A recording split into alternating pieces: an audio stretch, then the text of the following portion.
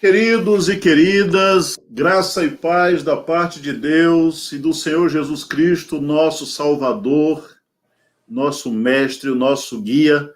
Sejam bem-vindos, sejam bem-vindas a mais uma live sobre os batistas brasileiros. E hoje eu gostaria de mandar um abraço muito especial, ainda que com certo atraso, pelos 138 anos dos batistas, da organização da primeira igreja batista do Brasil, aqui em Salvador, e nós vamos ver essa polêmica hoje, se é realmente Salvador. 138 anos de batistas brasileiros. Então, todos os batistas que estão presentes nessa live sejam abraçados e parabenizados nesse momento. Também quero mandar um abraço mais do que especial aos professores, aos educadores, aqueles que encararam a missão de transformar vidas, de serem instrumentos abençoadores de famílias, formando homens e mulheres para servirem nas mais diferentes profissões. A você, professor, a você, professora, a nossa gratidão. E também, de modo especial, aqueles que são professores sem formação, mas que na escola bíblica dominical exercem também esse ministério de compartilhar a revelação e interpretação do texto sagrado. Então, a todos os professores, a todas as professoras, nosso boa noite mais do que especial e uma homenagem singela, mas absolutamente merecida.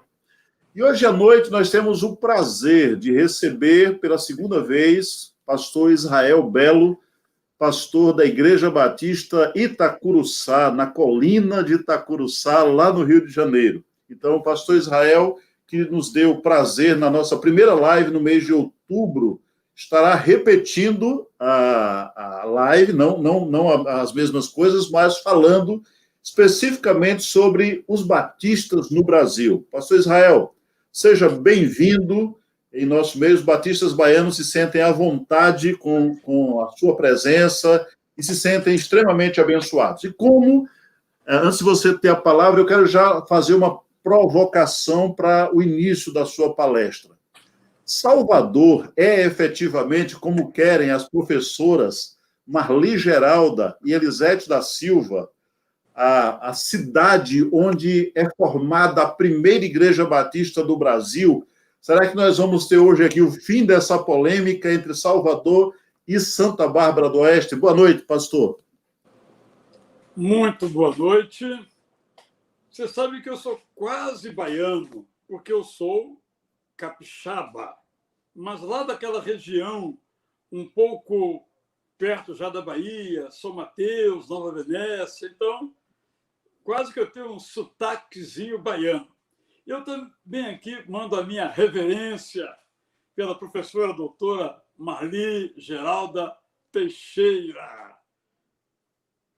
De fato, há sempre na história boas controvérsias. A grande questão é que uma controvérsia deve ser respondida com fatos. Quando o reitor do seminário de Louisville publicou os chamados Kiffin Manuscripts, ou manuscritos Kiffin, que mostravam que os batistas descobriram a imersão 40 anos depois, ele foi demitido do seminário. Ou seja, os documentos não podiam ser demitidos, só demitiram quem revelou os documentos. No caso da herança sobre a origem, ou o nascimento, ou o começo dos batistas no Brasil, há uma questão eclesiológica envolvida. Não é documental. Documental, realmente, não há o que se discutir. Foi em Santa Bárbara. Documentalmente, se primeira é a que veio primeiro. Qual era o argumento do outro lado, que talvez seja o argumento da nossa mãe querida Marli? O que é uma igreja nacional? uma igreja nacional é uma igreja que nasce naquela nação ou é uma igreja que tem o propósito de evangelizar aquela nação e é composta pelos nacionais? Essa é a questão. José dos Reis da Silva Pereira propunha que Santa Bárbara não devia ser reconhecida como a primeira igreja batista em solo brasileiro, porque não tinha a vocação missionária, não tinha a vocação de pregar aos brasileiros. Por outro lado, o pernambucano baiano Ebenezer Gomes Cavalcante dizia que esse critério reis-pereriano não era suficiente para substituir os fatos. Por essa razão, Reis, que era o líder, o historiador, e era um cara genial, acabou prevalecendo. Mas acho que é uma segunda razão por que a ideia do Reis Pereira prevaleceu. Embora Ebenezer Gomes Cavalcante já viesse escrevendo no Jornal Batista há muitos anos, não foi ouvido. Quando ele foi ouvido, não dava mais tempo de celebrar os 100 anos de Santa Bárbara. Só dava tempo agora para celebrar os 100 anos de Salvador. Então, houve uma razão prática. A convenção, então, elaborou uma comissão para estudar o assunto. Eu, inclusive, fiz parte dessa comissão com outras pessoas e as deliberações acabaram sendo de natureza mais, chamemos assim, da política eclesiástica e não a documental. Israel, Sim. Boa noite, de novo. Estão pedindo para que você dê uma melhorada no seu microfone. Parece que está bastante baixo. Não sei se é verdade. Eu estou lhe ouvindo bem, mas temos recebido algumas queixas aqui. Bom, E eu pedi já ao menino da eu estou comunicação falando para resolver alto, isso. né? Não.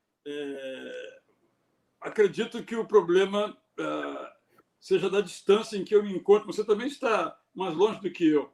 Bem, Isso. acho que não tenho o que fazer, a não ser prosseguir aí com esta paciência aí de todos. Deixa eu ver aqui. Não há nada que eu possa fazer aqui. Deixa eu ver se melhora aqui. Alguém já respondeu que está ouvindo bem. Está ouvindo bem. Ok. Eu cancelei também o eco. Eu não sou grande usuário do StreamYard, eu sou conheço mais um outro recurso. Bem, então, acabou-se que a decisão teve um sentido eclesiológico, teológico do pastor Reis Pereira, que preconizava, então, que não era uma igreja batista brasileira, embora em solo brasileiro. E o polemista Ebenezer Gomes Cavalcante, na outra trincheira. No fim, a discussão acabou atrasando e, quando já estavam convencidos que, de fato, foi Santa Bárbara, não havia mais tempo de comemorar o centenário e ficou sendo a Bahia. Do ponto de vista factual, portanto, não há nenhuma dúvida que a primeira igreja batista em solo brasileiro foi em Santa Bárbara e a segunda também. Se esta igreja pode ser uma igreja batista brasileira, é uma outra discussão. Contudo, há dois elementos importantes a se considerar ali. A primeira é que ela batizou e ordenou o primeiro pastor brasileiro, Antônio Teixeira de Albuquerque. Segunda, as cartas de transferência para a fundação da igreja na Bahia vieram de lá, bem como a da fundação da primeira igreja batista no Rio de Janeiro. Então, esses são os fatos. Agora, de fato, não há como mais corrigir. Por exemplo, nessa época, eu era professor do Seminário do Sul, e aí, então, teve a turma do centenário. Não tem como eu não ser mais a turma do centenário. Centenário, Salvador. Muitas igrejas têm o nome de Igreja Batista do Centenário, porque na época do centenário não tem como mais mudar o nome da igreja. Então, acabou que esta visão reis-pereiriana, pelo que estou vendo aí, Marli Geraldina acabou prevalecendo por razões, de um lado, vamos chamar, ideológicas, e de outro lado, práticas. Como nós sabemos, é importante levarmos em conta uma outra data anterior, que é 1845, quando surge a chamada Convenção Batista do Sul dos Estados Unidos, ou Southern Baptist Convention, ou SBC. Por que é importante essa data? Porque foi dela que veio o primeiro missionário batista a atuar no Brasil, Thomas Jefferson Bowen, que aqui ficou cerca de 8 meses no Rio de Janeiro, em 1860, e sobre ele pouca coisa se sabe. Ele viera da África, por razão de saúde veio para o Brasil e por razão de saúde voltou definitivamente para os Estados Unidos. Ficou aqui, como eu disse, apenas uns 8 meses. Sem nenhuma relação com o trabalho dele, porque não houve nenhuma continuidade, nenhum fruto que se conheça. Então, em 10 de setembro de 1871, foi organizada essa Igreja Batista em Santa Bárbara. E aí, as discussões se ela é a primeira, não é a primeira. Com certeza ela é a primeira em solo brasileiro. Se é a primeira brasileira, é uma outra discussão, mas eu entendo, pelas duas razões que há pouco apresentei, que se trata da primeira Igreja Batista brasileira. Embora com essas características que distinguem parcialmente de uma igreja normal, mas toda igreja que vai surgir em outro país vai ter esse tipo de característica. A maioria que está ali por um interesse financeiro, profissional, isso é algo totalmente comum na história. Mas também tivemos, nessa mesma década de 70, a segunda igreja na estação, hoje cidade de Americana. Portanto, a Igreja Batista da Bahia, ou a primeira brasileira segundo as determinações, é a terceira. E a primeira Batista do Rio, da qual eu escrevi a história, é a quarta. Ok? Então, são esses elementos aí.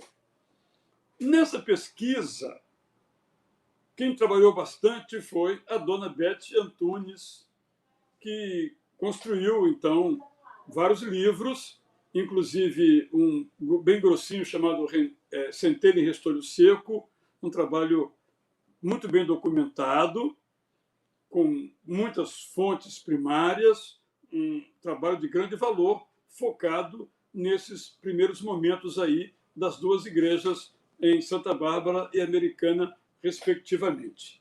E depois, então, em 15 de outubro, se organiza, de 1882, a Igreja Batista na Bahia. Não se falava Salvador, se falava Bahia. E aí, segundo suas contas aí, 138 anos, eu teria que fazer as minhas contas aqui. Eu prefiro confiar no número que você acabou de me dar aí. E a próxima igreja, que seria a segunda no critério Bahia, a quarta no critério interior de São Paulo, foi a primeira do Rio, em 24 de agosto de 1884, pelas mãos do casal William e Ellen Bagby. Então, esses são os nossos pródromos, nossas origens. E, realmente, a partir delas é que surgiram todas as outras igrejas. Então, nesse sentido, é bem batista essa formulação, porque todas vieram de outra igreja, como é a Eclesiologia Batista. Uma igreja sempre vem de outra igreja formada, filha de outra igreja. Os batistas são, em suas organizações locais, autônomos e independentes. Mas desde cedo perceberam que não dava para ficarem sozinhos, interpretando a sua autonomia e independência como solitude. Procuraram fazer algum trabalho conjunto.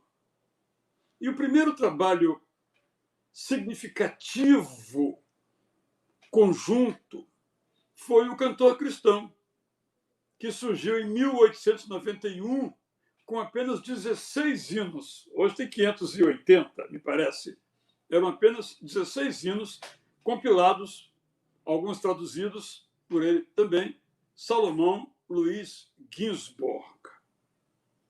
Um homem realmente extraordinário, que está na gênese de muitas igrejas na Bahia, em Pernambuco, no Rio de Janeiro, inclusive a capital.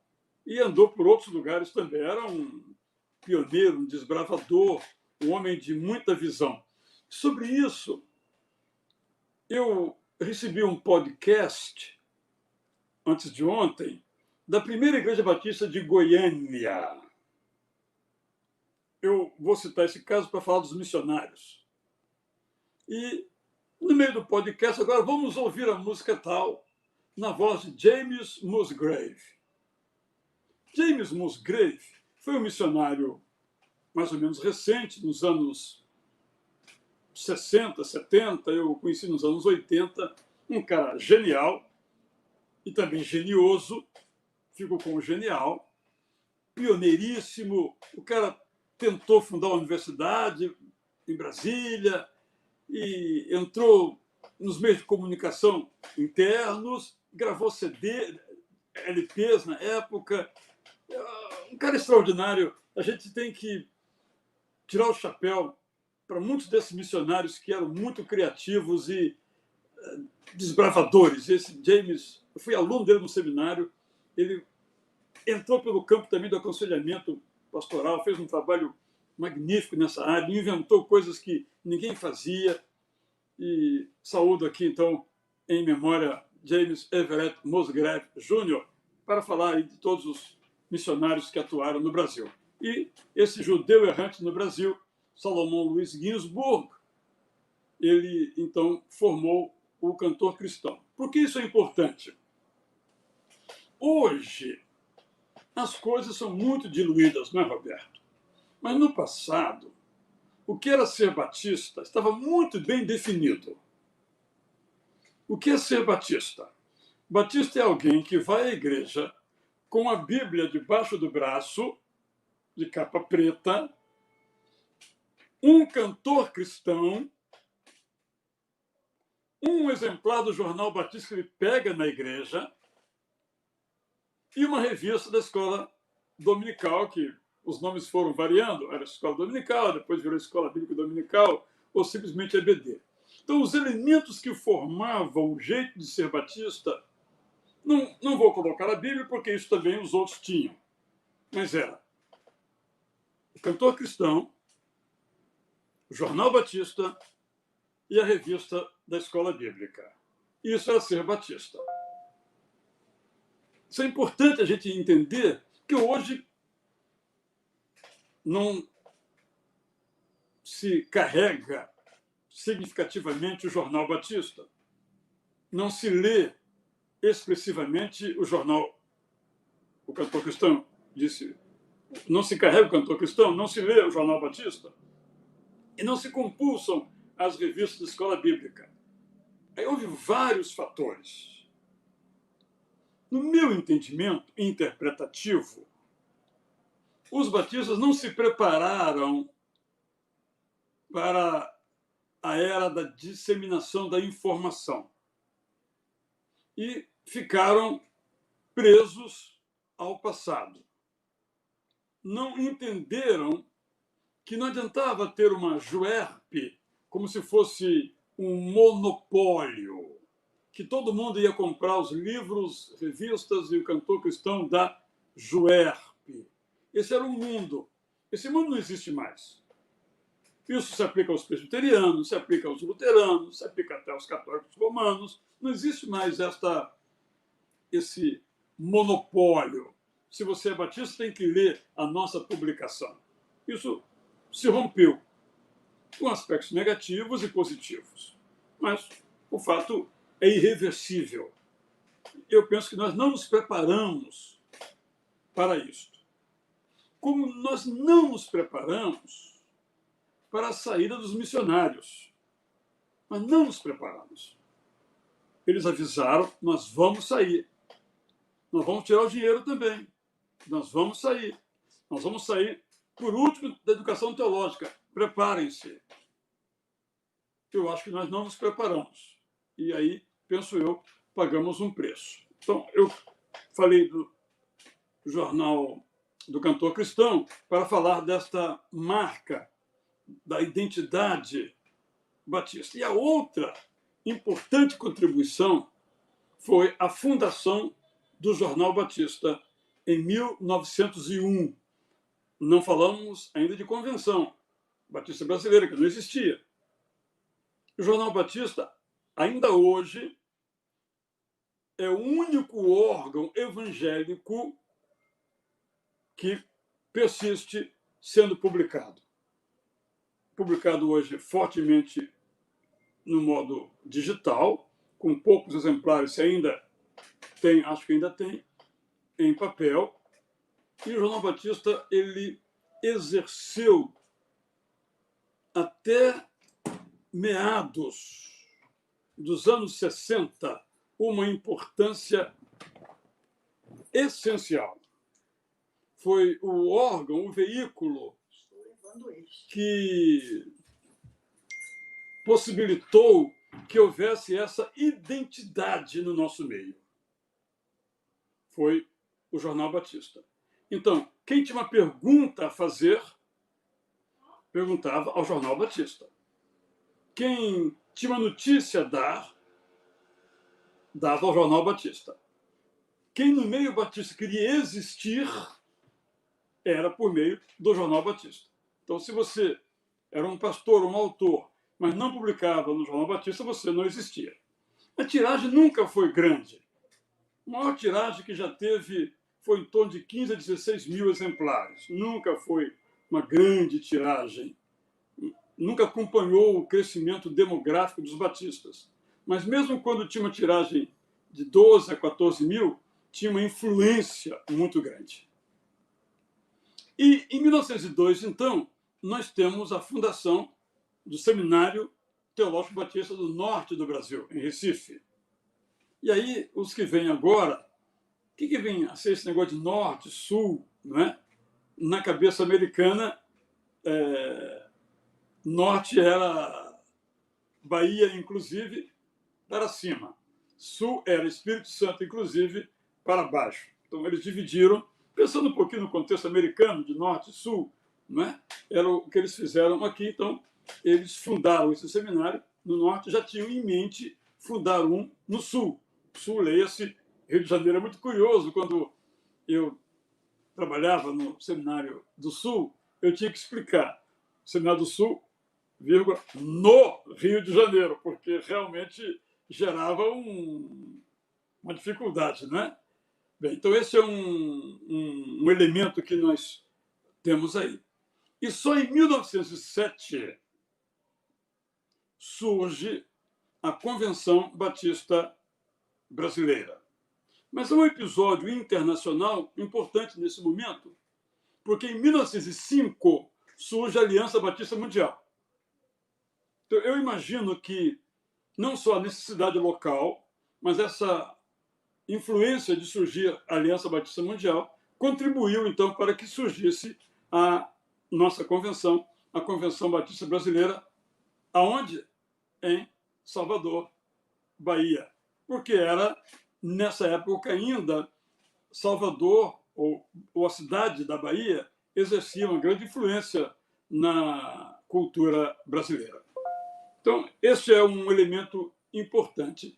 E as primeiras coisas que essa convenção faz são incorporar o Cantor Cristão, incorporar o Jornal Batista, incorporar o seminário, depois surgirá o do Sul, como parte da sua estratégia de segmento, sua estratégia de orientação, a sua estratégia de consolidação.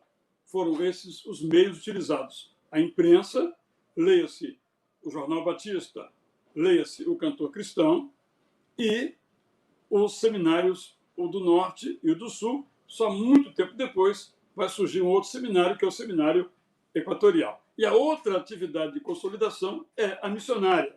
Então, desde o começo, a primeira organização que essa nova ou essa convenção faz é enviar missionários, um para o interior do Brasil e outro para o exterior do Brasil, fundando então a Junta de Missões Nacionais e a Junta de Missões Mundiais.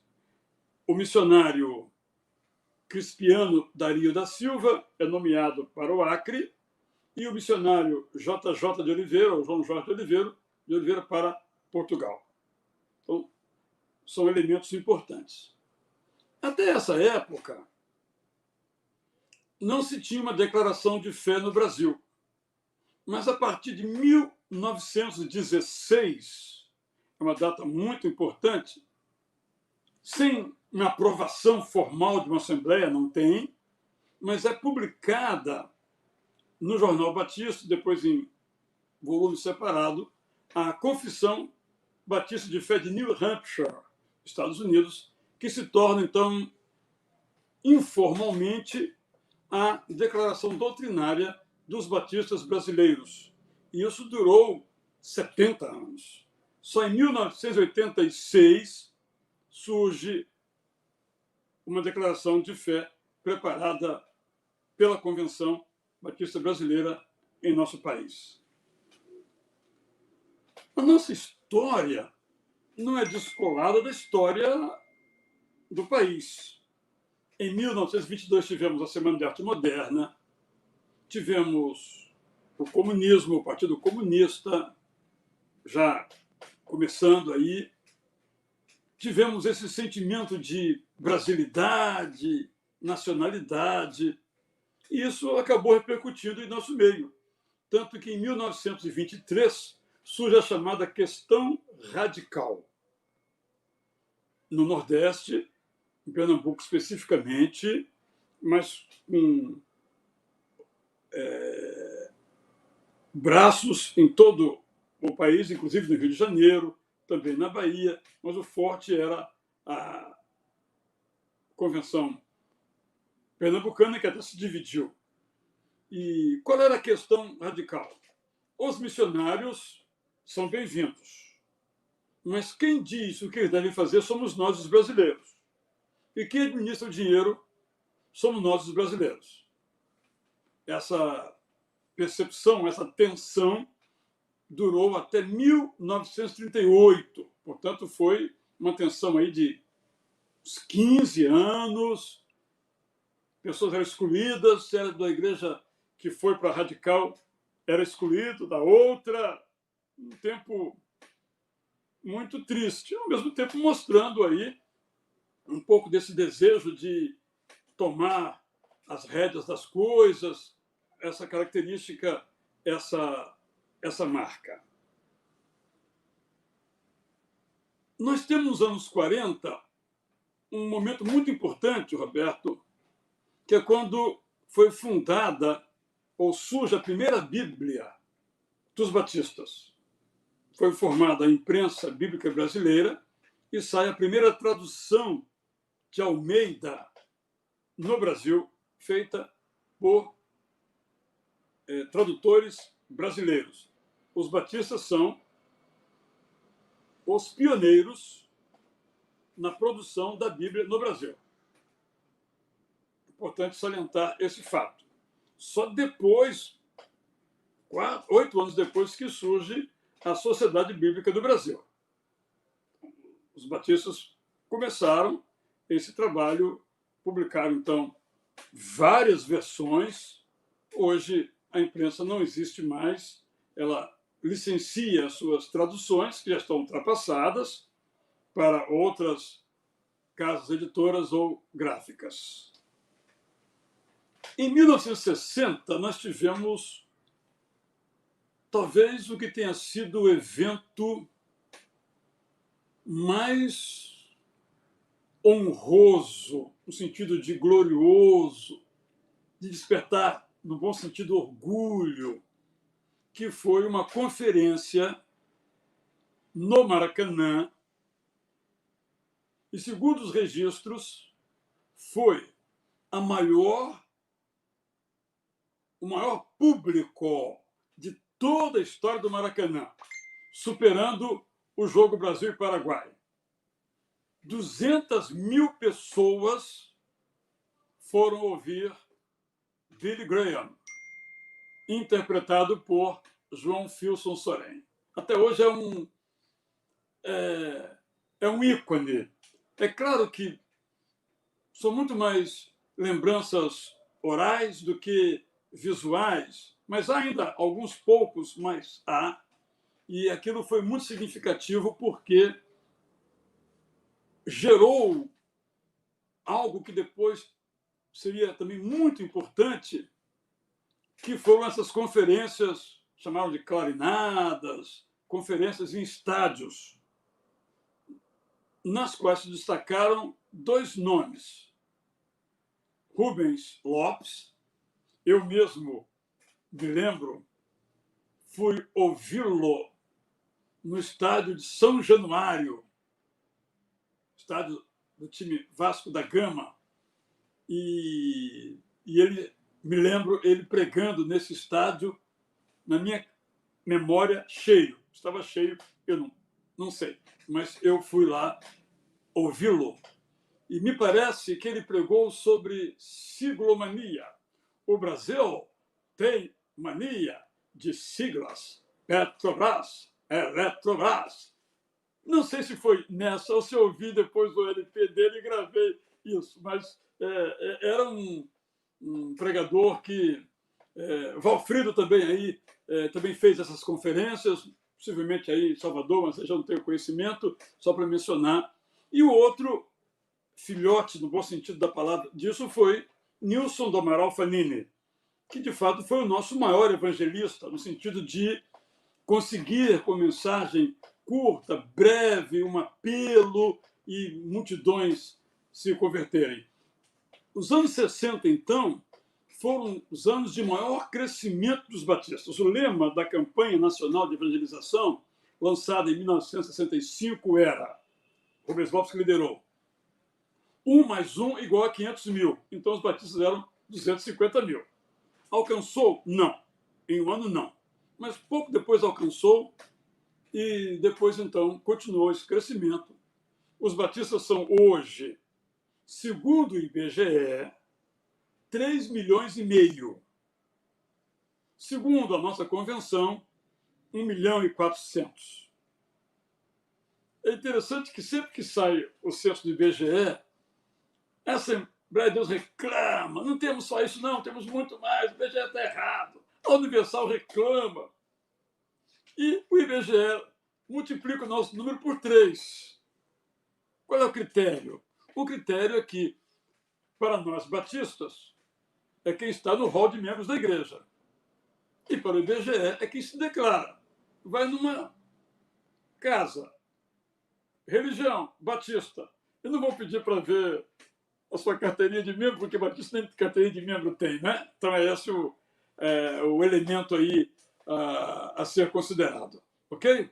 Então, de fato, esses movimentos evangelizadores foram muito importantes no crescimento dos batistas. Quando eu falo isso, não estou falando aqui que temos que voltar. Se fizer de novo, não vai funcionar. Mas na época funcionou. E alguém ousou. Em outras palavras, cada um tem que pegar na sua época e ousar. Por exemplo, nesse momento, estamos verificando que algumas igrejas que nem Facebook tinham, agora já tem Facebook, YouTube, canais, ousaram ou não conseguiriam fazer nada. A necessidade faz o sapo pular. Isso é bom.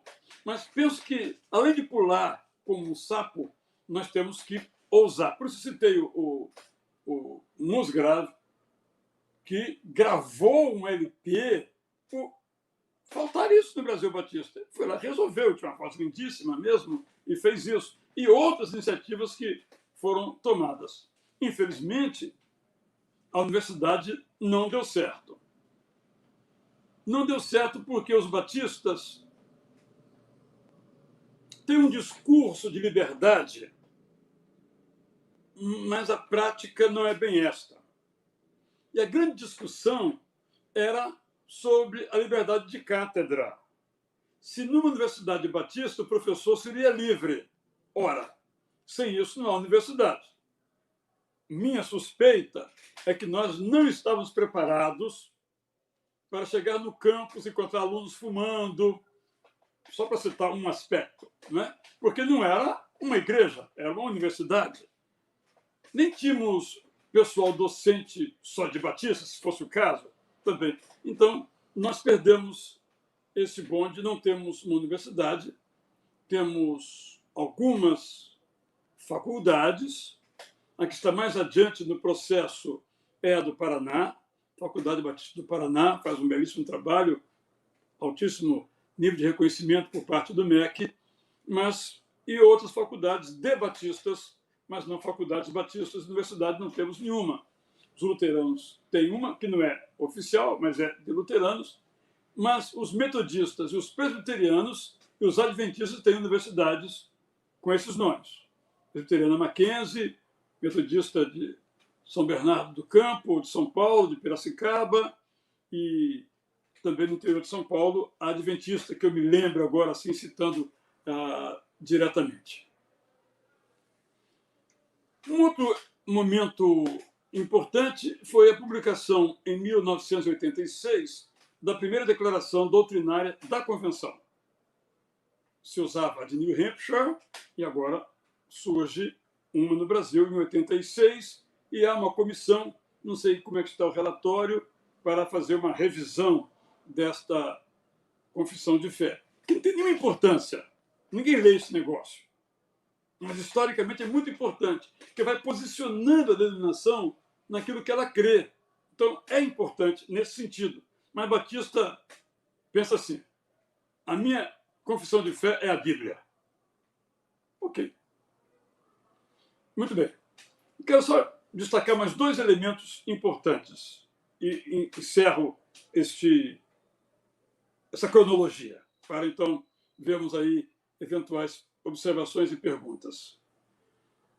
Em 2008, foi publicado o Novo Testamento em Xerente, uma tradução do missionário Günther Carlos Krieger, um trabalho de 30 anos. Por que eu acho que isso é importante?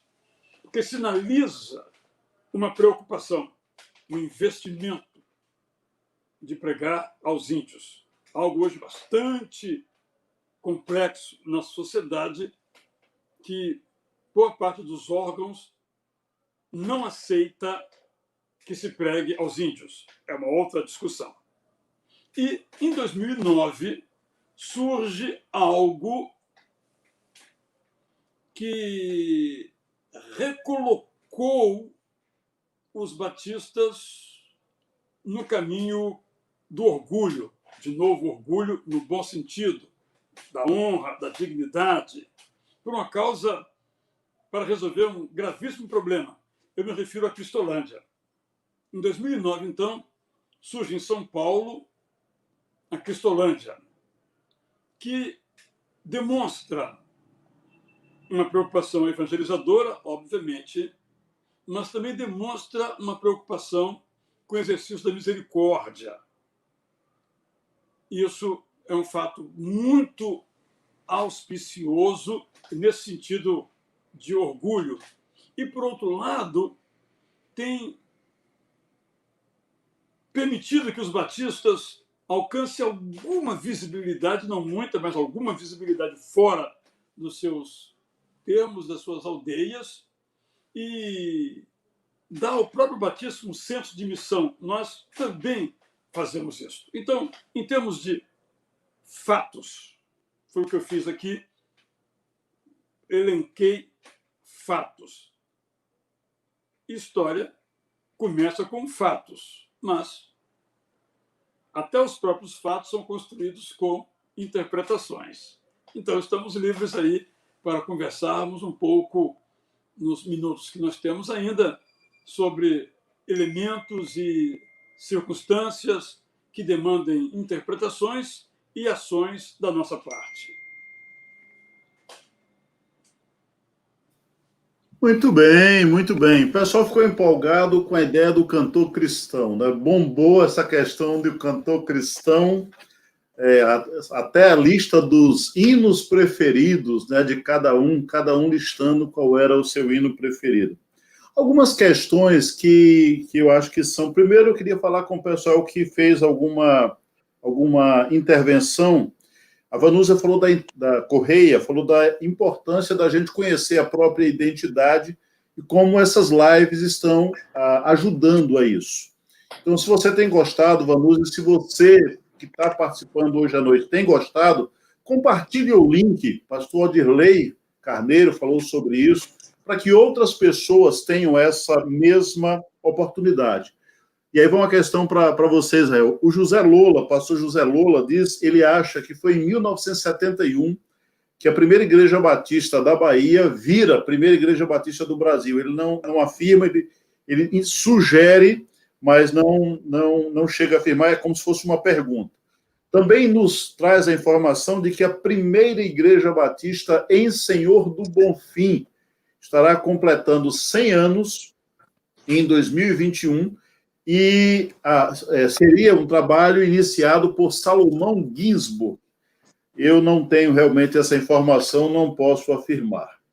Com relação ao censo do IBGE, tem um livro chamado As Quatro Frágeis Liberdades, que parece que o pessoal do IBGE leu, né, esse livro, porque ele diz que para ser batista basta se declarar. Então, se você se declara, você é um batista e não há quem possa contestar, batizado ou não, membro da igreja ou não, se você se declara, você é batista. Então, essas são algumas questões que eu achei interessante. Você citou dois. Esse livro é da sua autoria? Não. Não. Schuden. Esse camarada aqui, ó. Walter Schuden. Reitor lá no norte, né? Ok. A MLK, Martin Luther King, né, a editora, lançou e está esgotado, inclusive, esse livro. Ele diz que para ser batista, de maneira grosseira, não estou fazendo citação direta, basta você se autodeclarar, não há nada que impeça de ser reconhecido. O pessoal do IBGE deve ter lido, e aí os 3,5 milhões de batistas acabam fazendo sentido segundo a visão de quatro frágeis liberdades. Deixa eu comentar logo Centênio do cantor cristão. Nós devemos tomar muito cuidado. Pois não. Para não ficarmos na saudade. E nossa igreja tinha um senhor que dizia o seguinte: no meu funeral, não me cantem feliz o dia em que eu aceitei Jesus. Eu quero que cante ditoso o dia. Bem, quem é que sabe hoje o que é ditoso? Não é verdade? Então, não há como ficar com saudade do cantor cristão. Acho que os mais velhos devem cantar e proclamar as virtudes do cantor cristão, mas não podem impor aos mais novos. Então eu faço aqui a minha publicidade. Eu tenho em nossa igreja um programa mensal de música do cantor cristão. E se chama Louvores de Sempre. E aí nós tocamos via Zoom. Há uma história de cada hino. E é muito bonito. Tem sido muito interessante, tem muita gente interessada. Todavia, eles não falam mais a linguagem. O cantor cristão, ele fala nós. Mas hoje as pessoas falam eu. Se está certo ou está errado é outra questão. Não é essa a questão. Estou dizendo que tudo muda. A música também. Então não é uma música melhor nem pior por antiguidade. Devemos ter sempre esse elemento em mente. Eu não mencionei, tanto isso é verdade, que depois surgiu o Inário para o Culto Cristão, em 1991, no esforço, porque estava se perdendo uma inologia que tivesse uma teologia bíblica. Então, se formou esse Inário, não colou, não substituiu, Então, umas igrejas usam um, usam outro, intercambiam, mas foi um esforço também bastante válido. É a mesma coisa que querer usar a Bíblia, eu quero aquela Almeida em que Jesus está acentuado. Bom, eu só tenho a lamentar, mas Jesus não tem acento na língua portuguesa. Nem Galileia hoje tem acento na língua portuguesa. As coisas mudam. Se nós queremos alcançar o mundo, temos que, sem mudar o nosso conteúdo, alterar a nossa forma ou não seremos ouvidos. Acho que isso é importante a gente pontuar para desagrado de alguns e agrado de outros, mas não estamos aqui para agradar, mas para contribuir. Inclusive, a própria história do cantor cristão nos diz que é preciso adaptar. Se em 1891 eram 16 hinos, e hoje são 581, então, se a gente fosse prezar pela ideia original, só poderíamos cantar os 16. Quem sabe esteja lá aquele hino, numa orgia nefanda, o cruel dessa azar. Então, assim, é preciso... eu gosto muito daquele texto de Atos. Davi serviu a sua geração e descansou. Davi serviu a sua geração. O modelo de Davi era próprio para a sua geração. E passou. Né? Agora é uma outra geração, e você falou há pouco, a gente saber ousar, e usar, inclusive, essas novas linguagens, não a reboque, como a gente fez agora, por absoluta necessidade, mas de se antecipar. Eu fico impressionado que esses youtubers de times de futebol, 4 milhões, ou 400 mil pessoas seguindo esse pessoal, 1.100.000 pessoas seguindo um sujeito para falar de futebol. E a gente ainda não conseguiu descolar alguém no nosso meio que seja capaz de falar a linguagem a ponto de atrair pessoas nessa quantidade. A dona, eu queria... se alguém tem alguma pergunta, ainda é possível fazer para a gente passar para o pastor Israel. Eu recebi uma informação, aliás, há um cidadão brasileiro chamado Alverson Souza, que ele escreveu lá na África do Sul, ele fez uma tese sobre o nosso primeiro missionário, Thomas. E há uma informação de que o livro de Beth Antunes é, na verdade, uma citação de uma fala do Thomas Bowen, Centelha em Restolho Seco. Né? Então, assim, ele, apesar dos 8 ou 9 meses que ele passou aqui, ele tem uma história vinda da África com ele, né? Inclusive, ele falava uma das línguas dos negros que escravizados e foram vendidos no Brasil, e ele parece que conseguiria falar com essas pessoas. Você tem alguma informação sobre isso? Não é verdade? É o que você disse mesmo, é o que nós sabemos. É o que se sabe, mas dele ficou realmente pouquíssima coisa, né? Pouquíssima coisa, infelizmente. As condições eram desfavoráveis. Eu tive um acesso a um jornal do Rio que narrou a vinda dele, né? Inclusive conclamando as pessoas e o clero, na verdade, a resistir àquele que trazia aquela novidade, aquela heresia. Então, pedindo para que as pessoas resistissem e esperando para ver o que é que ia acontecer. Duas coisinhas bem breves, Roberto. Sim. Um pouco até provocativas. A primeira é que, e estão interligadas, os protestantes e os batistas no século XIX eram considerados progressistas e vanguarda. Por quê? Eles preconizavam a educação, toda igreja devia ter uma escola, e muitas formaram suas escolas.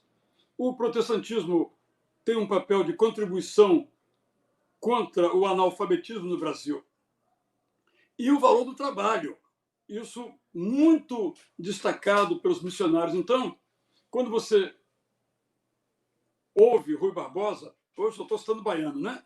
O Rui Barbosa, ele tinha uma teologia totalmente protestante, e até uma prática, embora continuasse católico. E por quê? No caso dele, não era um culto aos Estados Unidos, era um culto à Inglaterra, que era o suprassumo do protestantismo. Infelizmente, tudo foi por água abaixo lá. Então, esse é um aspecto importante. E a outra coisa ligada a esta é a maçonaria. Ginsburg pregava da maçonaria.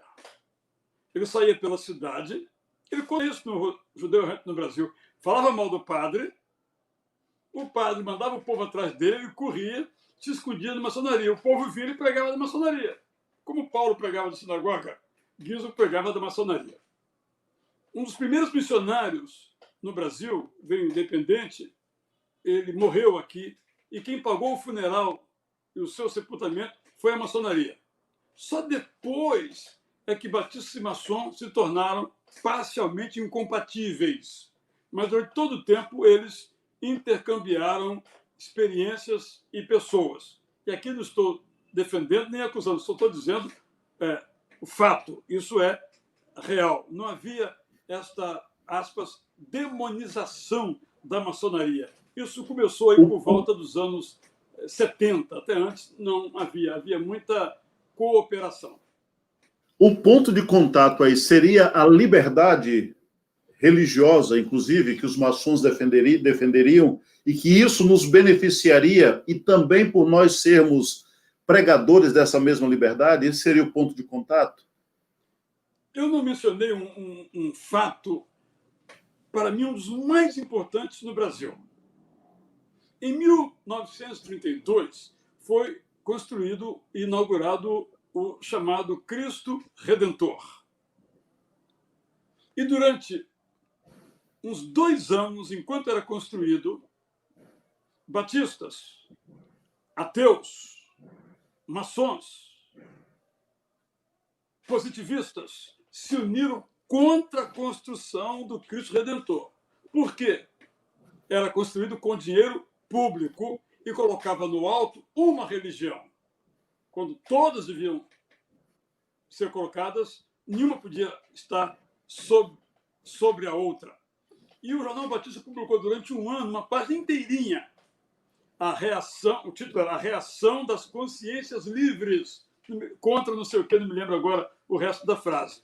Muito interessante esse momento muito rico. E depois, há muitos anos, quando eu fui ao Cristo Redentor, eu disse, caramba, quem diria que hoje eu estava aqui visitando o Cristo Redentor? Eu acho que no passado seria excluído da igreja, mostrando esse elemento. E aí, de fato, era a liberdade de expressão, que positivistas defendiam, eram os chamados liberais, né? Os liberais defendiam e os evangélicos defendiam. Um pouco em causa própria, porque a Igreja Católica era hegemônica, uma pessoa era enterrada no cemitério católico, era casada na Igreja Católica, ela nascia na pia da Igreja Católica, então não tinha como ser católico. E por isso o cemitério dos ingleses em alguns lugares, né? Então, por essa razão, mas penso que também por esse sentimento dos batistas que vem da Inglaterra, como mencionei no encontro anterior, esse amor pela independência e autonomia da consciência, tanto no plano religioso quanto no plano das ideias. O ponto em comum era esse, sem dúvida alguma. Por falar em liberdade, batista e divisão parece, e o pessoal está questionando isso, as várias denominações do Brasil que carregam o nome de batista. Antes, porém, deixa eu fazer uma correção aqui. Antes que o pessoal da Primeira Igreja Batista em Senhor do Bonfim fique chateado comigo. O centenário é agora, em 2020. Muito obrigado, irmã Alzira, pela correção. E a Cibele, ela diz assim, por exemplo, batistas tradicionais e batistas nacionais e batistas brasileiros, qual seria a razão ou qual seria a diferença entre um e outro? Alguém aqui, deixa eu me ver, é Vênus, ele pergunta se é verdade que a primeira igreja batista do Rio de Janeiro foi organizada numa loja maçônica. Não é verdade. Então, já vou logo dizer que não é verdade. Agora, então, voltando, mas que o missionário que atuou aqui em 1901 fui enterrado pelos maçons, isso é verdade. Bem, fechando esse parênteses, voltamos lá. Eu não mencionei esse fato, realmente faltou mencionar aqui na minha história. Em 65, nos anos 50, começou, a partir de um pregador chamado Edwin Orr, depois Rosalie Mills Appleby, um movimento de, aspas, porque era o novo movimento, renovação espiritual. E quando houve, no Seminário do Sul, uma pessoa que fez um culto lá nos prédios do Seminário do Sul e falou em línguas, isso se incendiou pelo Brasil e acabou havendo, então, uma divisão, surgiu a Convenção Batista Nacional. Mas devo dizer, o nosso tempo está acabando, tem que voltar para outra, que tem que pregar em outro lugar agora há pouco. Devo dizer que os batistas nacionais, liderados por um homem, um santo, se eu pudesse chamar assim, chamado Enéas Tonini, morreu com 90 e poucos anos, eu fui ao sepultamento dele, ele escreveu uma carta à Convenção Batista Brasileira pedindo perdão por aqueles exageros. E a Convenção Batista Brasileira nomeou uma comissão para responder à carta. E eu fiz parte dessa comissão. E nessa comissão eu propus que não só perdoássemos, porque também nós erramos, mas que fizéssemos um movimento de reunificação. Essa minha proposta não passou. Não prosperou. Hoje, não há praticamente nenhuma diferença entre batistas brasileiros e batistas nacionais. Penso que podemos nos unir sem nenhum problema, sem nenhuma dificuldade. E tenho certeza que eles estariam dispostos a isso. Nós temos que dar esse passo. Ainda creio nisto. Pastor Israel, muitíssimo obrigado por sua presença mais uma vez conosco. Aliás, eu queria pedir oração daqueles que estão nos ouvindo pelo pastor Carlos Novaes. Pastor Carlos Novaes, que estaria conosco hoje, e aí vem o ato nobre do pastor Israel de abrir a agenda para nos receber, para falar conosco nesta noite. Pastor Novaes testou positivo para o Covid. O áudio dele realmente está muito cansado, então peço a você que ore. Pastor da Igreja Batista da Praça Seca, não é isso? Isso, chama-se Barão da Taquara, na Praça isso. Seca. Eu falei Isso. com ele então, no meio-dia, ele está bem. Os sintomas não eram, naquele momento, fortes. Eu liguei, porque eu soube através de vocês, que Davi Pina me ligou, aí eu liguei imediatamente para o Novaes, porque eu vinha saber através do Pina. E aí ele está bem aguardando, os sintomas ainda são assim, suportáveis, sem grande... a chamada respiração, ou aquela taxa de respiração está... tem um outro nome que não me lembro agora, está boa, mas está aguardando, porque essa doença de fato, em algumas pessoas, pode ser bastante dolorosa. Vamos orar, então, de fato, pelo pastor Carlos César Novaes. Então, vamos orar pelo Novaes, né? Lembre de fazer isso, pastor. Muitíssimo obrigado por sua presença conosco, riquíssima de informação, não podia ser diferente. Tem algum livro que a gente deva estar tomando ciência? O pessoal que quiser falar com o pastor Israel, o endereço dele está aí, @Israel. Esse é meu Instagram.